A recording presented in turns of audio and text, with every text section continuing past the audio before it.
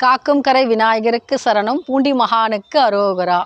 செடியாய வல்வினைகள் தீர்க்கும் திருமாலின் நெடியானே வேங்கடவானின் கோயிலின் வாசல் அடியாரும் வானவரும் அரம்பையரும் கிடந்து எங்கும் படியாய் கிடந்துன் பவளவாய் காண்பேனே. குலசேகர ஆழ்வாருடைய வைபவத்தை நாம் பார்த்து கொண்டிருக்கிறோம். அதிலே அவர் திருமால் உரையும் திருப்பதியை பற்றி மிகவும் சிலாகித்து பாடிய பாசுரம் இது. படியாய் கிடந்துன் பவளவாய் காண்பேனே. என்ன கேட்கிறாரு வரமாக? நாம் என்ன கேட்போம்? ஒரு பரமபதம் கொடும்னு கேட்போம். ஏன்னா வைகுந்தத்துக்கு உரியவர் அல்லவா விஷ்ணு பகவான். ஆனால் இவர் என்ன கேட்கிறாரு? எனக்கு வைகுந்தம் கூட வேண்டாம் ஐயா, எனக்கு திருப்பதி பெருமாளுடைய கருவறைக்கு முன்பு இருக்கும் அல்லவா, அந்த படி எனக்கு வேண்டும், அந்த படியாக நான் இருக்க வேண்டும். ஏன்னா உன்னுடைய அந்த பவளவாய் அழகை நான் கண்ணார காணும் பாக்கியம் எனக்கு அனுதினமும் கிட்ட வேண்டும் என்பது இவருடைய வரமாக இருந்தது.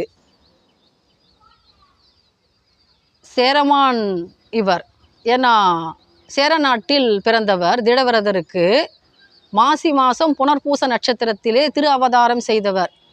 திருமாலுடைய கௌஸ்துப மாலைன்னு சொல்லுவோம் இல்லையா, அந்த மாலையின் அம்சமாக பிறந்தவர் இவர். இவருக்கு எப்படி வைஷ்ணவ பக்தி கிட்டாமல் போகும்? ஏன்னா அவருடைய அருள் முழுமையாக இவருக்கு கிடைத்திருக்கிறது அல்லவா. பெருமாள் திருமொழி என்று சொல்லக்கூடிய 105 பாடல்கள் அடங்கிய பாசுரத்தை இவர் இயற்றியிருக்கிறார். ஒரு சிறப்பு அடைமொழியும் உண்டு இவருக்கு. பெருமாளை அறியாதவர் பெருமாளை அறியார்னு ஒரு வார்த்தை. என்னன்னா, குலசேகர ஆழ்வாரை பற்றி உங்களுக்கு தெரியலன்னு சொன்னாக்கா நீங்கள் பெருமாளை பற்றி தெரிஞ்சும் புண்ணியம் கிடையாது. அப்போது பக்தன் எவ்வளவு முக்கியத்துவம் கொடுக்கிறார்கள், எவ்வளவு முன்னிலைப்படுத்துகிறார்கள் என்று பாருங்கள். குலசேகர ஆழ்வாருடைய பக்தி அப்படிப்பட்டது. திருப்பதி சென்று அவர் வழிபடுகிறார். அந்த சுவாமி மீதும் அவர் உரையும் அந்த மலையின் மீதும் அவருக்கு மிகவும் ஆசை வந்து விட்டது. இந்த இடத்த விட்டு நாம் பிரியணுமா? இந்த திருப்பதியிலே நாம் ஒரு மலையாக இருக்கக்கூடாதா?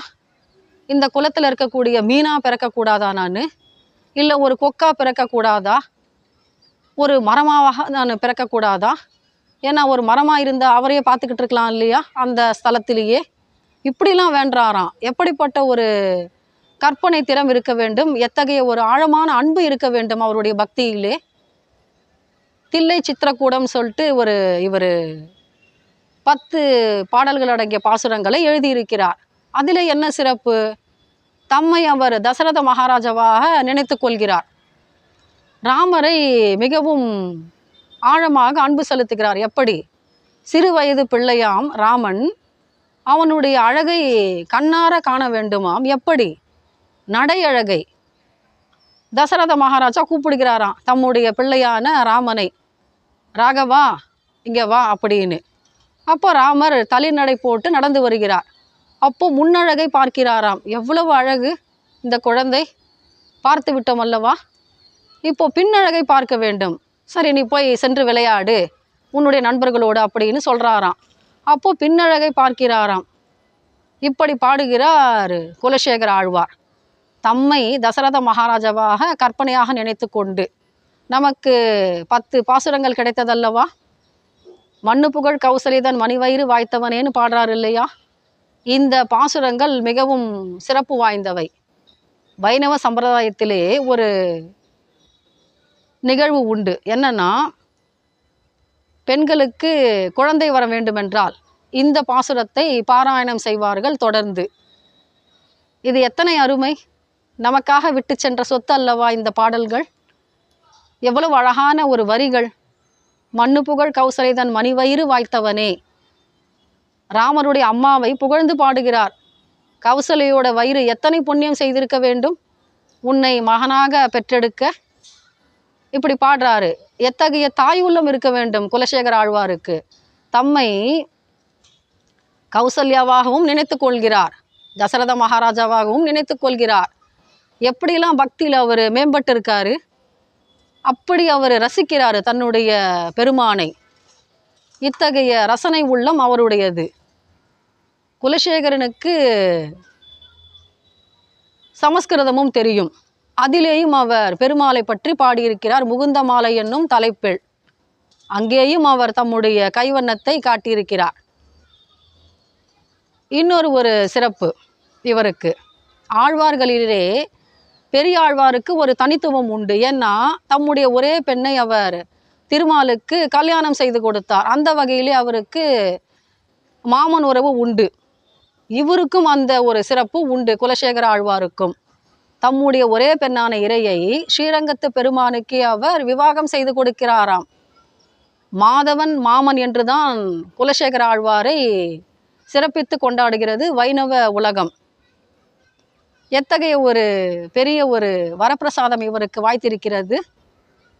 பெருமாள் திருமொழி என்கிற பாசுரங்களையும் நமக்கு கொடுத்திருக்கிறார். முகுந்த மாலை என்னும் தலைப்பிலும் அவர் பெருமாளை பற்றி சிலாகித்து பாடியிருக்கிறார். ராமரையும் பாடியிருக்கிறார், கிருஷ்ணரையும் பாடியிருக்கிறார். அவர் செய்த அற்புதங்களையும் வீரதீர பராக்கிரம செயல்களையும் அவர் தம்முடைய பாடல்களிலே வெளிப்படுத்தியிருக்கிறார் மிகவும் சிறப்பாக. குலசேகர ஆழ்வாருக்கு மிகுந்த ஒரு இடம் உண்டு.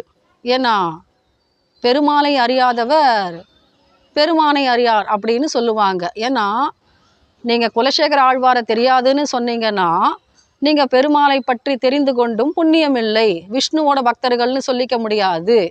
அத்தகைய சிறப்பு குலசேகர ஆழ்வாருக்கு. மன்னன் மகனாக பிறந்தாலும் ராமர் மீதும் கிருஷ்ணர் மீதும் கொண்ட பக்தியால் தம்மை ஆழ்வாராக மாற்றிக்கொண்ட மிகச் சிறப்பு வாய்ந்த உன்னதமான பக்தன் குலசேகர ஆழ்வார். நாமும் தொழுவோமே அவருடைய பெருமை வாய்ந்த பதங்களை, வணங்கி நாமும் திருமாலின் அருள் பெறுவோமே. மீண்டும் சந்திப்போம் ஆழ்வார்களின் வைபவத்திலே. காக்கும் கரை விநாயகருக்கு சரணம், பூண்டி மகானுக்கு அரோகரா.